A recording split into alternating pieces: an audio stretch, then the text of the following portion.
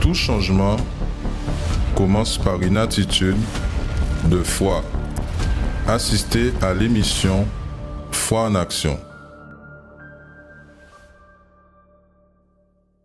Que Dieu vous bénisse, vous qui nous accompagnez en ce moment à travers le canal 10. L'émission Foi en Action d'aujourd'hui, samedi, sera spéciale. Tout à l'heure, vous allez accompagner le pasteur Ferreira de notre église de Baïf, qui va vous transmettre une parole de foi, qui va aussi réaliser la clameur pour vous tout à l'heure. Mais j'aimerais vous parler. Dimanche est le jour de la décision. Ce dimanche-là sera le grand dimanche du défi. Pour toutes les personnes que vous êtes fatiguées de ne pas avoir réponse, vous savez que peut-être toute votre vie, vous avez entendu parler de Dieu, mais vous avez besoin maintenant d'une réponse de Dieu. Et comment la réponse de Dieu arrive? Elle arrive à partir du moment que nous décidons. Le premier grand pouvoir que l'être humain a, c'est le pouvoir de la décision. Si vous décidez de nous rejoindre ce dimanche, dans quelle que soit l'adresse du centre d'accueil universel le plus proche, avec la décision de changer votre situation, tel comme ces témoignages que vous allez assister, ils ont fait. Dieu aussi, il a pour vous une vie différente. Bien sûr qu'aujourd'hui, samedi, à 8 h du matin, dans tous nos centres d'accueil, il y aura la prière pour les cas impossibles. Mais la grande convocation, c'est ce dimanche, le dimanche 10 juillet, à 7 h ou à 9 h 30, au 6 Morne-Vergan, ici aux Abîmes, ou dans l'adresse du centre d'accueil le plus proche. Dieu, il va se manifester. Je vous laisse avec le pasteur Ferreira qui a une parole de foi à vous transmettre et que Dieu vous bénisse.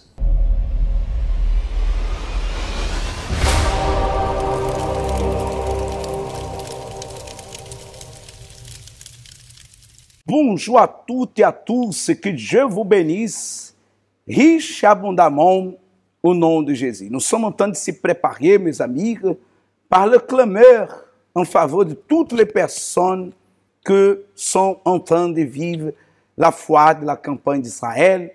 Et d'ici à quelques instants, je vais élever la clameur en faveur de vous tous, mes amis. Vous tous qui nous accompagnez, vous tous qui êtes révoltés, vous tous qui êtes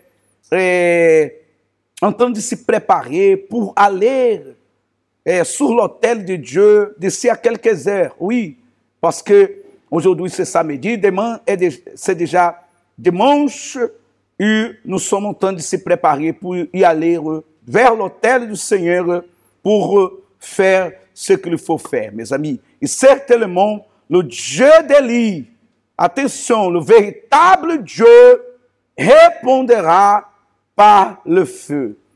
Seulement Dieu, il n'y a que d'autres. Il n'y a que d'autres, mes amis.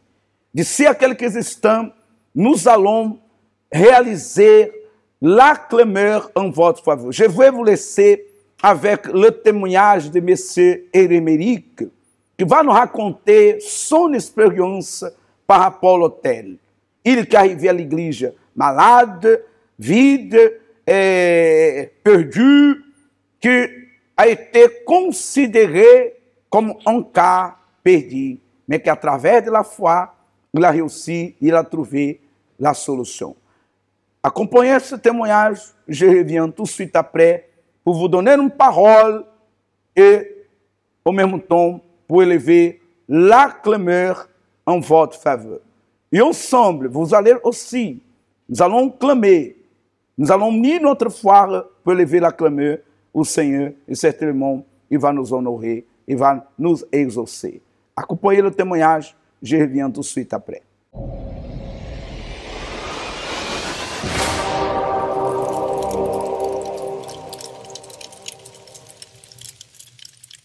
Dieu vous bénisse, nous sommes ici avec une expérience de vie de plus, une expérience de quelqu'un qui a reçu la réponse de Dieu. Peut-être c'est votre problème. Vous attendez une réponse de Dieu, mais vous ne savez pas où la trouver. Nous avons aujourd'hui ici avec nous Émeric qui va nous raconter comment sa vie aussi a été transformée à travers la réponse de Dieu dans sa vie. Bonjour Émeric. Bonjour pasteur.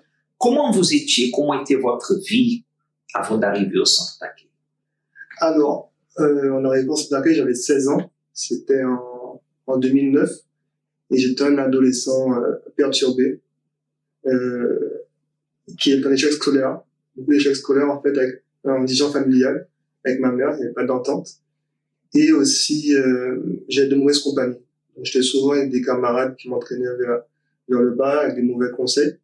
Et c'était une situation, en fait, une situation catastrophique. Aujourd'hui, les années sont passées, mais si tu prends un peu de recul par rapport à comment tu étais, pourquoi tu penses que tu étais en colère, que tu étais comme ça?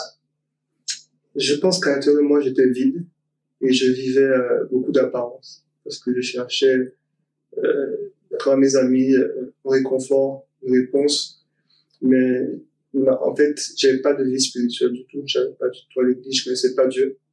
J'étais un jeune simplement qui vivait la vie des jeunes extérieurs, qui vivait simplement l'instant présent, la mode, qui vivait avec les filles, qui n'avait aucun projet sérieux. Et c'est comme ça que c'est parti dans de mauvais chemin. Et quand tu disais que tu étais en colère, souvent avec ta mère, comment était ta relation avec elle? Avec elle, il y a toujours eu du respect quand même.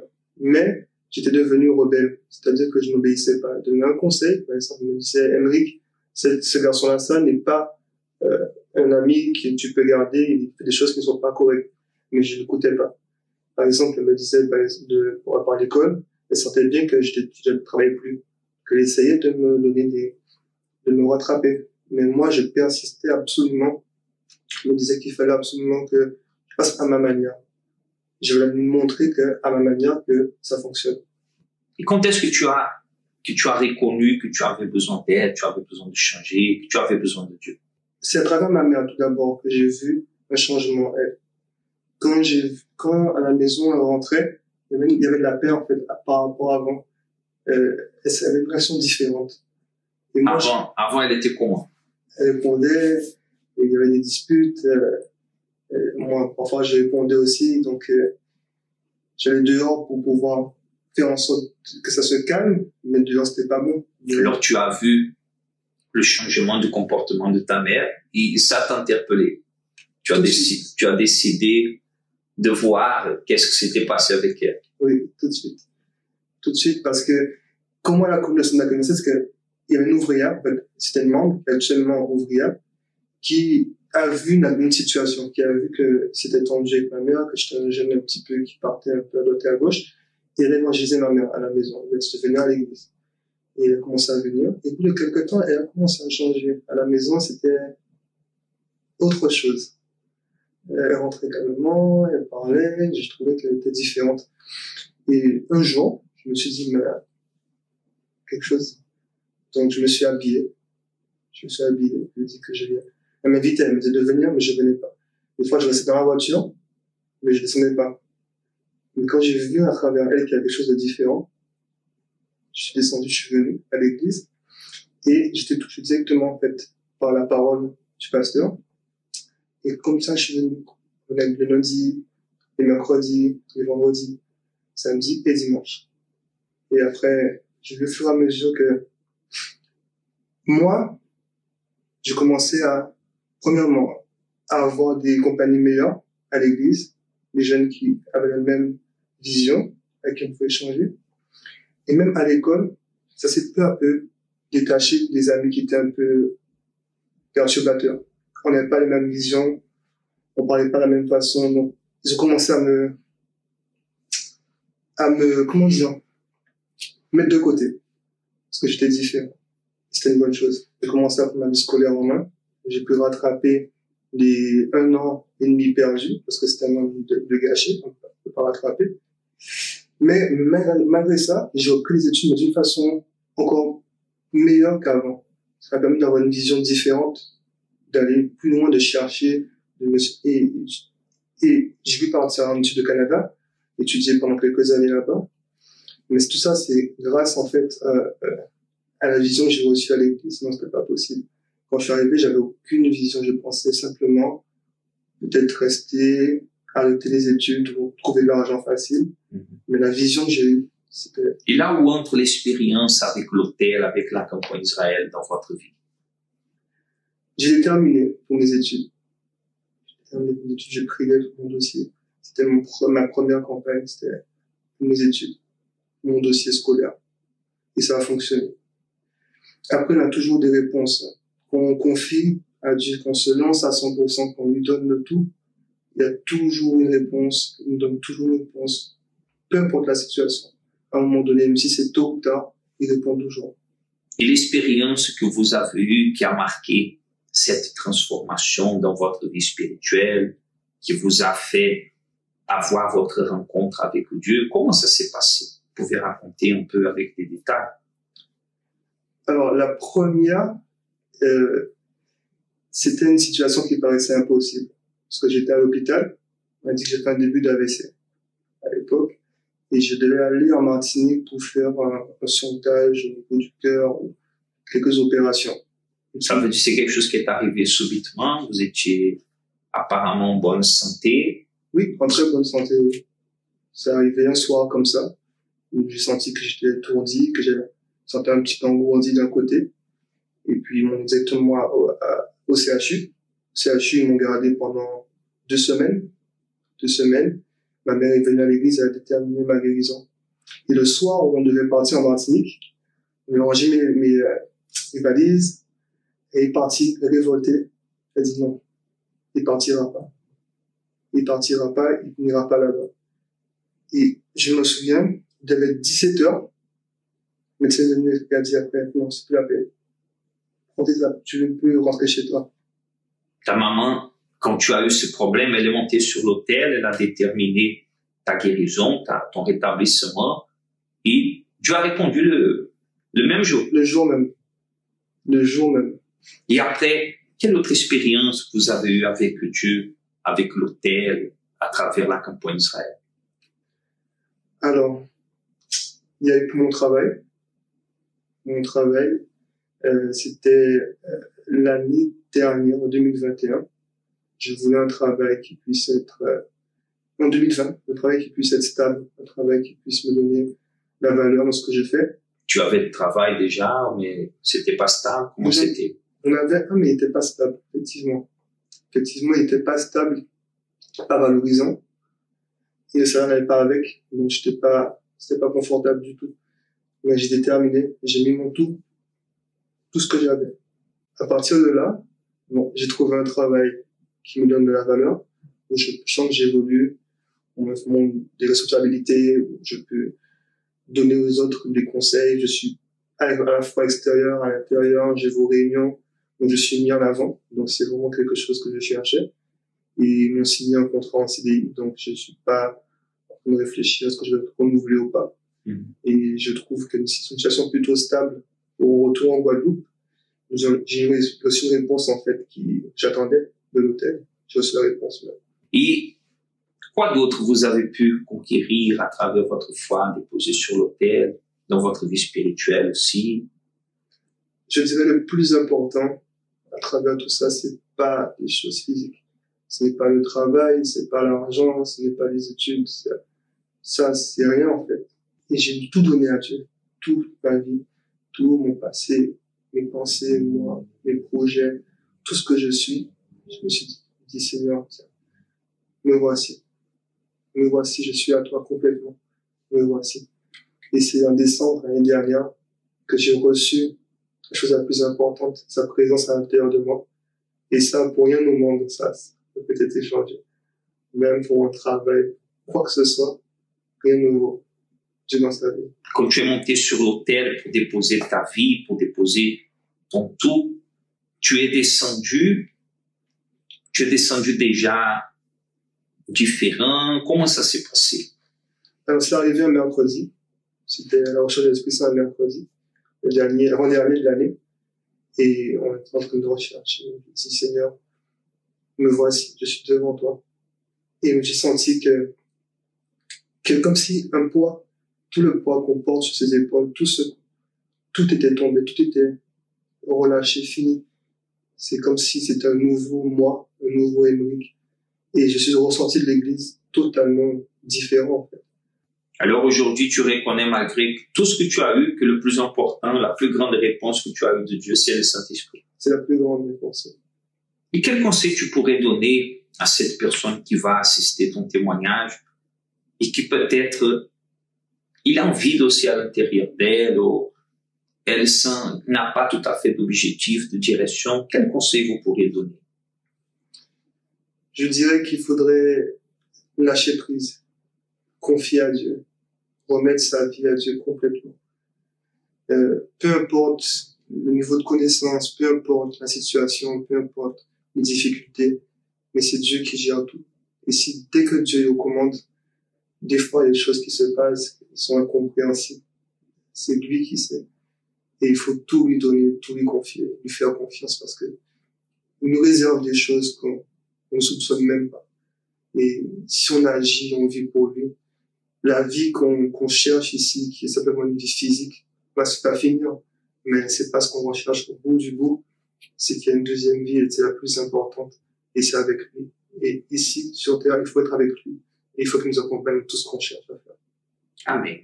Vous aussi, vous pourrez avoir cette expérience. La réponse de Dieu, elle peut aussi arriver dans votre vie. Le vrai Dieu, il va répondre par le feu. Dieu vous bénisse.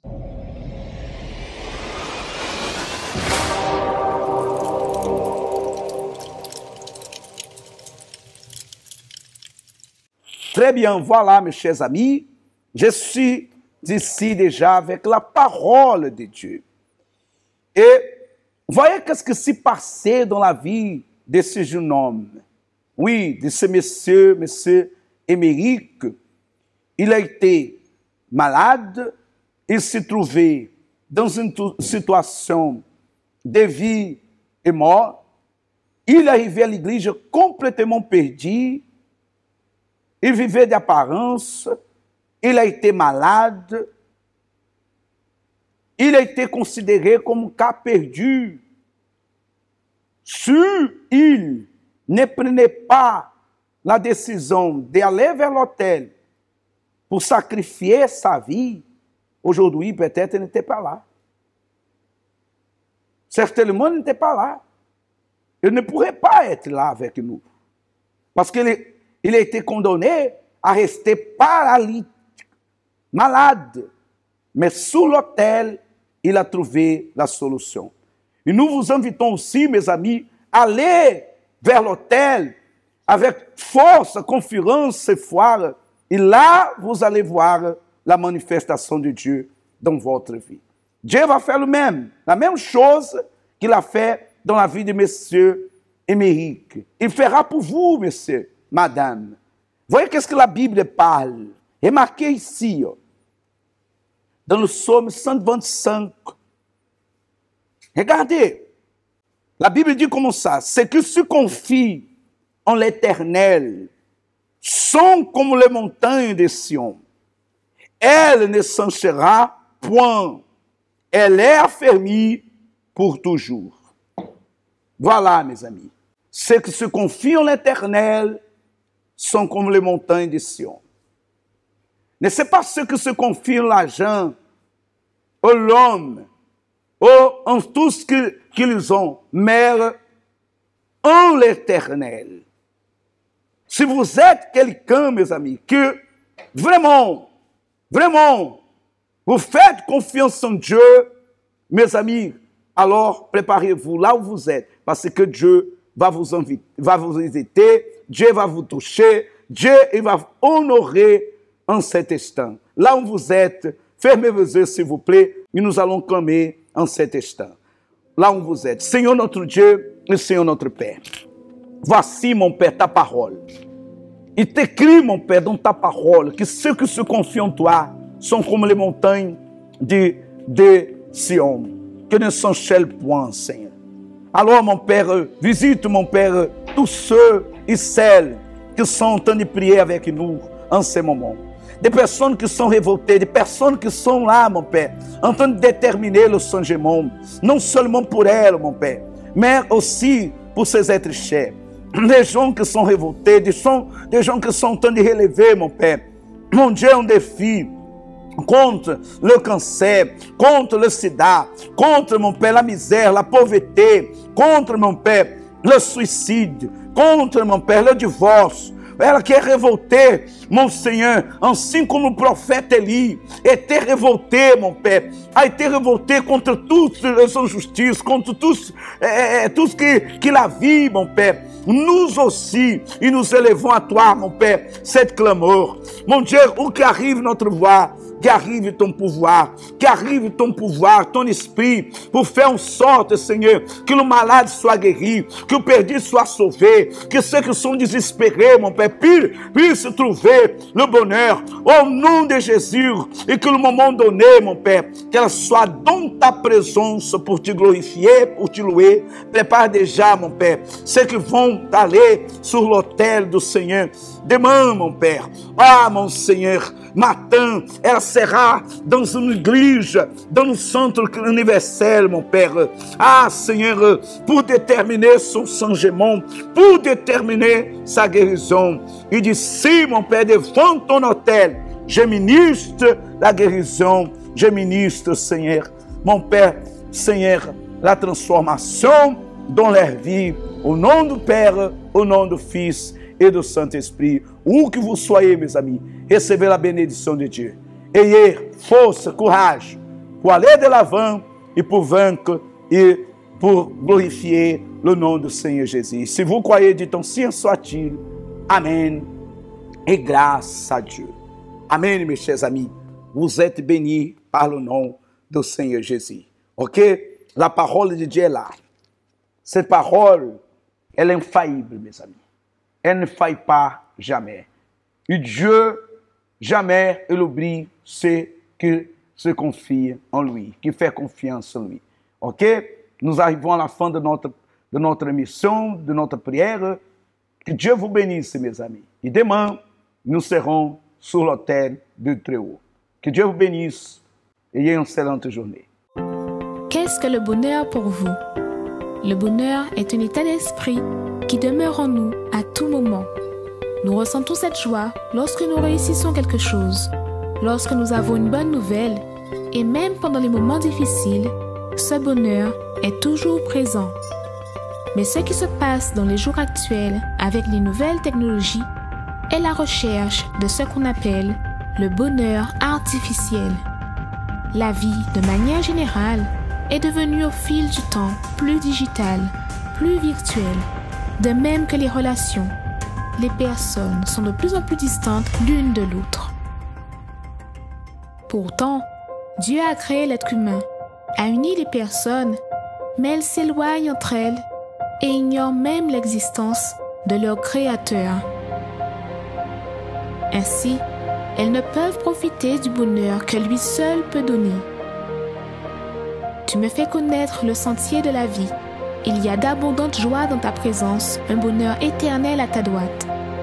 Venez chercher ce bonheur véritable pour vous et votre famille tous les dimanches à 7h ou 9h30 dans notre siège au Centre d'accueil universel des Abîmes, 6 Morne-Verguin face à la Brède, ou dans le Centre d'accueil universel d'hommes le plus proche de chez vous. Connaissez-vous nos centres d'accueil universels ici dans les Dômes? Notre siège est situé en Guadeloupe, aux Abîmes, au 6 Morne-Verguin, en face de la Brède, entre le KFC et le McDonald's.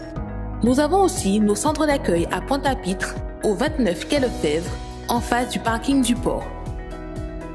À Baïf, au 51 impasse Louis Blériot, Zac des Pères Blancs, derrière le Super U. À Saint-François, à la rue Charles Junon, à 100 mètres du marché de la Rotonde. Nous sommes aussi en Martinique, au 42 rue Garnier-Pagès, proche du Leader Price à Fort-de-France. Mais aussi en Guyane française, à Cayenne, au 19 zone artisanale Galmo, proche de l'entrée du CFA.